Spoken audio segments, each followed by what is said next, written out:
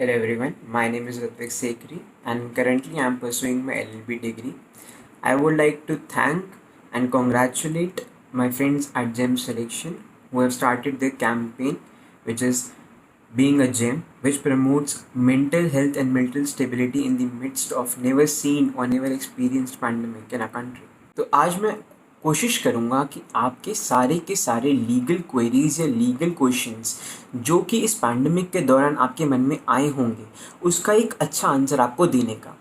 तो जो सबसे पहला एक बड़ा क्वेश्चन हमारे मन में ये आता है कि इस दौरान जब काफ़ी लोगों की जॉब्स चली गई हैं, लोगों के पास फाइनेंशियल इतना पैसा नहीं रहा है, तो क्या अभी भी उन्हें अपने लैंडलॉर्ड्स को उतने ही पैसे देने पड़ेंगे? क्या उन्हें अभी भी अपने लैंडलॉर्ड को रेंट पे करना पड़ेगा? तो इसका आंसर समझने के लिए हमें बहुत ही सिंपल चीज़ समझने की ज़रूरत है कि किस तरीके के अग्रीमेंट्स हम साइन करते हैं। हम बेसिकली 3 नेचर के एग्रीमेंट साइन करते हैं, जिनमें से पहला होता है लाइसेंस एग्रीमेंट, दूसरा होता है लीज एग्रीमेंट और तीसरा होता है रेंट एग्रीमेंट। अब जो रेंट एग्रीमेंट और लीज एग्रीमेंट है वो काफ़ी सेम नेचर के एग्रीमेंट्स होते हैं, तो उनको हम एक बारी में समझ लेंगे। और एक होते हैं लाइसेंस एग्रीमेंट। तो लाइसेंस एग्रीमेंट क्या होते हैं? लाइसेंस एग्रीमेंट ये होते हैं जब कोई भी प्रॉपर्टी ओनर या लैंड ओनर अपनी प्रॉपर्टी किसी दूसरे व्यक्ति को देता है for a specific period, for a specific use and a specific land. इसका मतलब ये हुआ कि लैंडलॉर्ड जब अपनी प्रॉपर्टी को दे रहा है तो वो अपनी पूरी प्रॉपर्टी दूसरे व्यक्ति को नहीं दे रहा है, ना ही उसका पूरा यूज दूसरे व्यक्ति को दे रहा है। वह अपनी प्रॉपर्टी का बहुत ही छोटा हिस्सा किसी स्पेसिफिक पर्पस के लिए दूसरे व्यक्ति को दे रहा है। एग्जाम्पल में हम ले लेते हैं होटल इंडस्ट्री। होटल इंडस्ट्री, अब जब भी आप एक रूम लेने जाते हैं होटल में, इसका एक चेक इन पीरियड होता है, एक चेकआउट पीरियड होता है, यानी स्पेसिफाइड टाइम के लिए आप एक स्पेसिफिक रूम में चेक इन करते हैं, स्पेसिफिक पर्पस के लिए आप वहाँ पे रहने जाते हैं। और हम इसका दूसरा एग्जाम्पल ले सकते हैं कोवर्किंग स्पेस एरिया। आजकल काफ़ी लोग एक जगह को पूरा लीज पे लेने की जगह एक कोवर्किंग एरिया में काम करते हैं, तो उसमें भी हम सेम तरीके से लीज एग्रीमेंट साइन करते हैं। हम वहाँ पे स्पेसिफिक टाइम के लिए एक specific area of a particular land को हम लेते हैं फॉर अ स्पेसिफिक पर्पस। तो इसमें हम लोग उस टाइम के लिए उस लैंड को ओन करते हैं। एंड दूसरा एक एग्जांपल आप ले सकते हैं मॉल इंडस्ट्री में। जब आप मॉल इंडस्ट्री में जाते हैं तो आप वहाँ पे बैनर्स देखते हैं, आप वहाँ पे छोटी छोटी शॉप एस्केलेटर्स के आसपास देखते हैं। तो क्या उन्होंने लीज एग्रीमेंट लिया होता है? नहीं, उन लोगों ने भी लाइसेंस एग्रीमेंट पे उस प्रॉपर्टी को ओन करते हैं। मतलब कि वह लोग उस प्रॉपर्टी को उस पर्टिकुलर टाइम पीरियड के लिए यूज़ करते हैं फॉर अ स्पेसिफिक पर्पस। तो इसका मतलब क्या हुआ? इसका मतलब ये हुआ लीज एग्रीमेंट में आप अपनी प्रॉपर्टी को यूज़ करते हैं और उसके पैसे देते हैं। मतलब अगर आप अपनी प्रॉपर्टी को यूज़ नहीं करते हैं तो आपको उस पैसे, तो इसका मतलब बहुत ही सिंपल तरीके से यह आता है कि सर्विस एग्रीमेंट वो एग्रीमेंट होते हैं जिनकी सर्विसेज हमें अभी यूज़ करनी है।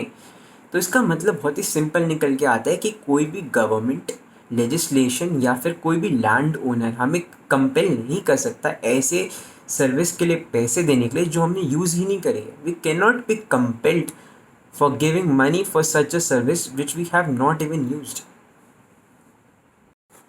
अब हम बात करते हैं लीज अग्रीमेंट के बारे में। लीज अग्रीमेंट लाइसेंस एग्रीमेंट से बिल्कुल अलग होता है।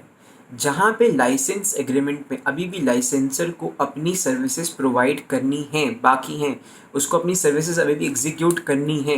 लीज में जो सर्विसेज हैं वो ऑलरेडी एग्जीक्यूटेड होती हैं, इसीलिए लीज को एक एग्जीक्यूटेड कॉन्ट्रैक्ट भी कहा जाता है, जहाँ पे लेसर ने अपनी सारी की सारी सर्विसेज ऑलरेडी प्रोवाइड कर दी हैं लेसी को। इसीलिए चाहे पैंडमिक हो या कुछ भी हो, लेसी को यानी कि रेंट पेई को अपने लैंडलॉर्ड को सारा का सारा रेंट अभी भी पे करना पड़ेगा। तो इस सब के बीच में हम अपने एग्रीमेंट के काफ़ी इंटरेस्टिंग क्लॉज में आते हैं जिसे बोलते हैं फोर्स मेजॉर क्लॉज।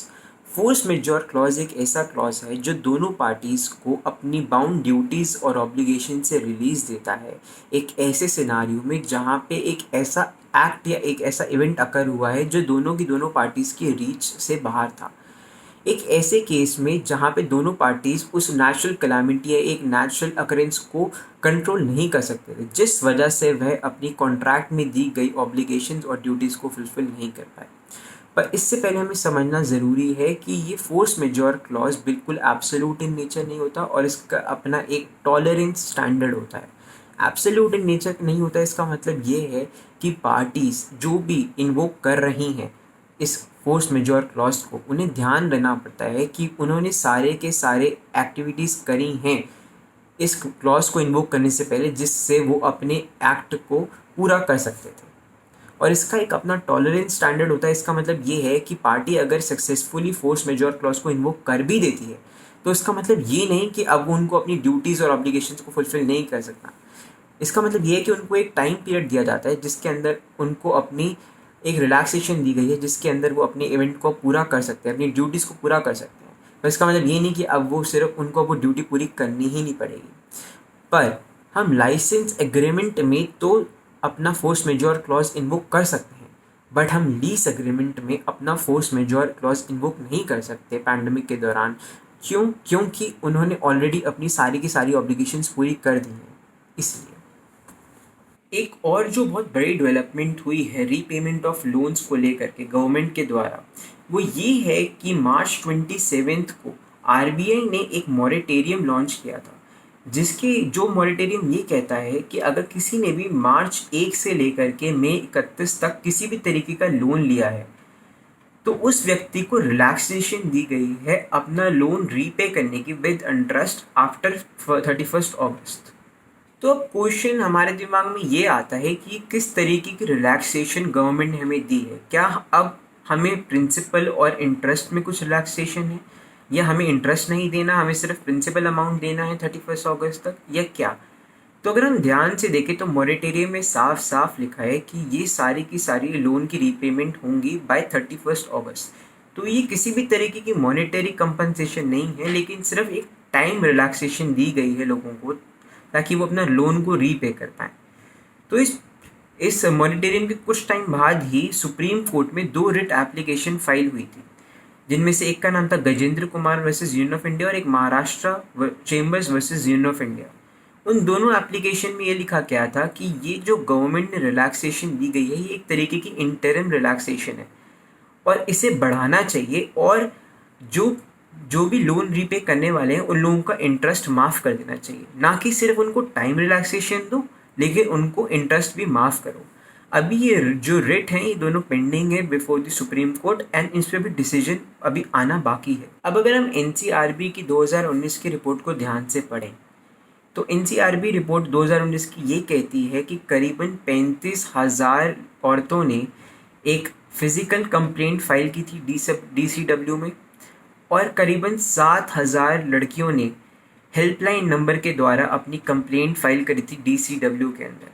तो हम केवल सोच ही सकते हैं जब एक इतना बड़ा पैंडमिक चल रहा है, लोग मेंटली स्ट्रेस्ड हैं और लोगों के पास कुछ काम नहीं है, तो और पूरे टाइम वो घर पे हैं और गवर्नमेंट ने शराब के ठेके भी खोल रखे हैं, तो कितने ही डोमेस्टिक वायलेंस के केस हैं जो अभी हम सुन नहीं पा रहे हैं।